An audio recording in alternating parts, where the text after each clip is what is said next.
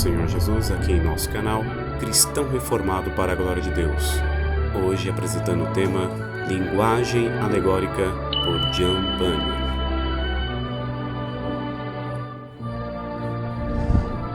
Uma coisa é poder ter a Escritura e poder interpretá-la corretamente. Aplicá-la à vida de alguém é outra bem diferente. A Bíblia é um livro bastante prático que nos ajuda a formar o caráter divino. Um dos maiores traços do caráter é a convicção ou a persuasão de que quando uma coisa é verdade, podemos construir nossa vida sobre ela. Durante a segunda metade do século XVII, o pastor John Bunyan passou 12 anos da sua vida aqui, na prisão de Bedford, Inglaterra, não muito longe de onde ele nasceu. Bunyan atendeu ao chamado de Deus para ser pregador. Mesmo isso sendo contra a autoridade da igreja, John Bunyan estava disposto a ser preso por pregar a palavra de Deus, porque ele tinha convicção de que era a verdade. Enquanto estava na prisão, John Bunyan tirava sua força de Deus e encontrou inspiração para escrever mais de 60 livros, incluindo o tão conhecido O Peregrino. Essa alegoria espiritual tem tocado corações de milhões de pessoas e foi impresso mais vezes na língua inglesa do que qualquer outro livro, exceto a Bíblia.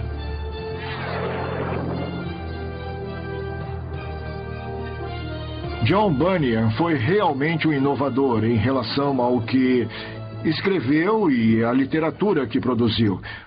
O livro estava apenas começando a ser conhecido na Inglaterra, onde havia uma história, onde havia personagens. Então achamos isso muito comum hoje, mas foi muito inovador naquela época. Colocar sua escrita, sua história sobre como se tornar um cristão, como enfrentar um conflito espiritual em forma de história, foi uma inovação em si. A segunda coisa que ele fez foi usar as alegorias, que é usar histórias, linguagem metafórica para representar a realidade. E isso despertou a imaginação das pessoas. Elas adoraram a abordagem alegórica. Então, ao invés de combater a igreja, John Bunyan decidiu, de maneira positiva e proativa, comunicar o Evangelho de Jesus Cristo de uma maneira muito peculiar. Eu acredito que Bunyan era um escritor especial porque tinha uma habilidade peculiar de se comunicar com as pessoas. Parte disso vem de sua própria vida e criação. Ele era funileiro, era um homem que trabalhava com as mãos, mas tinha o grande dom da comunicação. E, aliás, é contada uma história sobre John Bunyan por um homem chamado John Owen. John Owen é considerado o maior teólogo que a Inglaterra já produziu. Um dia, houve uma conversa entre John Owen e um outro homem. E John Owen disse essas palavras: eu aprendi mais com o funileiro, a profissão de John Bunyan, do que com qualquer outro teólogo, devido à sua habilidade de se comunicar. Quando Bunyan subia no púlpito, que era o que mais gostava de fazer, ele dizia que se eu puder influenciar um homem individualmente falando, então posso influenciar muitas pessoas do modo geral. Ele adorava as grandes reuniões, mas quando ele falava com a própria vida, demonstrando pura verdade. Deus agia em seu coração de tal maneira que o pecado era tão sensível para ele que, quando ele falava, a sensibilidade do pecado era experimentada por todas as pessoas. Então, à medida que ouviam, tinham a convicção do Espírito Santo, simplesmente por terem ouvido o homem que veio, que se apresentava com a própria convicção do Espírito e reagiam positivamente. Mas a peculiaridade de John Bunyan é que ele não estudou para ser pregador. Ele entrou para o exército aos 16 anos de idade. E quando saiu do exército, ele simplesmente assumiu os negócios de seu pai, que era fazer bules e panelas, e os consertar, o que era trabalho de um funileiro. As escrituras realmente causaram um impacto na vida de Bunyan como pessoa antes que ele a divulgasse aos outros. John Bunyan passou por um período de grande provação espiritual e angústia antes de descobrir a fé em Jesus Cristo. Quando Bunyan escrevia, ele o fazia por experiência própria, coisas pelas quais ele mesmo havia passado. Então isso nos dá a profundidade e a autenticidade que ninguém mais poderia duplicar, a não ser que tenha passado por essa experiência na época de Bunyan. E Bunyan viveu no século XVII. Muita coisa aconteceu na Inglaterra naquela época. Houve uma guerra civil, Oliver Cromwell tinha sido protetor, ele morreu e houve um chamado para trazer de volta Carlos II, para ser o rei da Inglaterra. E quando Carlos voltou, ele prometeu que daria liberdade religiosa a todos. Infelizmente, não foi o que aconteceu.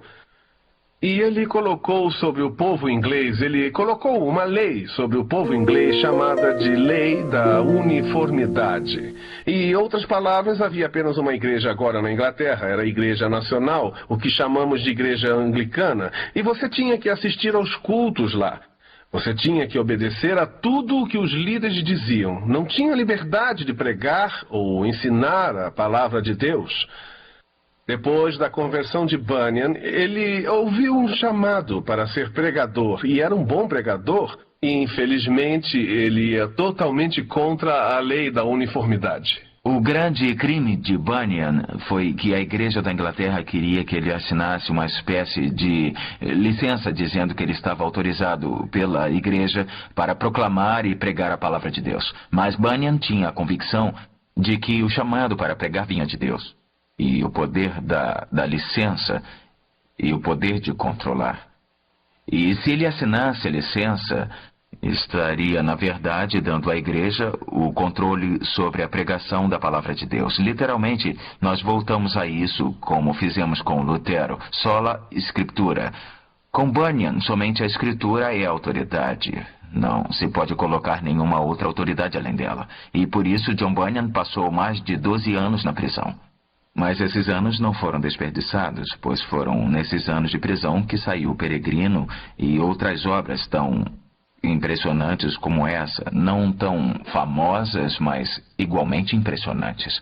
Então John Bunyan, com uma família de 4 crianças pequenas e a esposa, estava disposto a enfrentar 12 longos anos na prisão por consciência. Isso expressa sua convicção.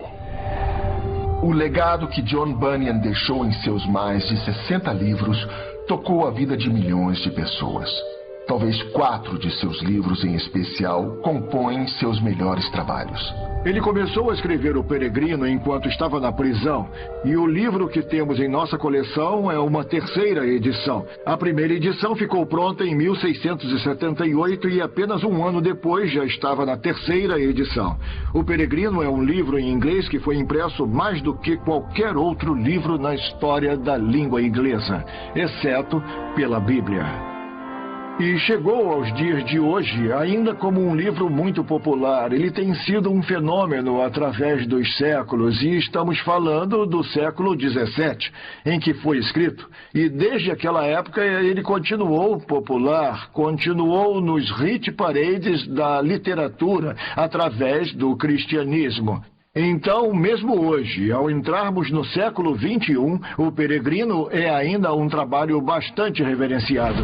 Quando ele foi preso pela segunda vez, ele também escreveu um livro que sempre calou profundo nas almas que estivessem vivendo em conflito na vida. Ele escreveu o livro A Guerra Santa. Nós temos a primeira edição do livro A Guerra Santa, impresso em 1682. E esse era um pouco mais difícil de entender. Era um pouco mais oblíquo, um pouco mais analítico. Ainda tinha a abordagem alegórica, onde a cidade e a alma humana estava sendo disputada pelo Apolião, o diabo e Deus.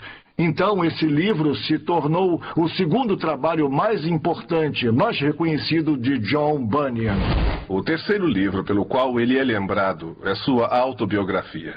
É chamado Abundante Graça para o Chefe dos Pecadores. Nesse livro, Bunyan descreve sua conversão, sua experiência espiritual. Mas há outro livro, não tão conhecido, que completa o Abundante Graça para o Chefe dos Pecadores. É esse livro aqui. É chamado Um Relato de Meu Aprisionamento. O que aconteceu foi o seguinte. Em 1660, Bunyan foi preso e posto em julgamento. Ele foi condenado e passou 12 anos na prisão. Ele escreveu um relato de seu julgamento perante a justiça, e o juiz do caso, por coincidência, seria o juiz que aparece em O Peregrino, na Feira das Vaidades, conhecido como Juiz Ódio ao Bem. E Bunyan escreveu o relato de seu julgamento e o entregou, ou o deu a um amigo dele. Mas o manuscrito foi perdido. Ele o escreveu por volta do ano 1660 e ficou perdido por não menos do que 100 anos. Finalmente, em 1762 ou 63, ele foi encontrado. Então perceberam a sua importância e o publicaram. E o que temos bem aqui é esse livro. Um relato do meu aprisionamento. A data de impressão é 1765, mas foi escrito, na verdade, em 1660. Essa é a primeira edição. Neste relato de meu aprisionamento, ele não só conta sobre o seu julgamento ocorrido em Wingate, com o juiz já mencionado, mas há um trecho interessante que fala sobre a esposa de Bunyan, que foi ter com os juízes do tribunal e apelou em favor do próprio marido.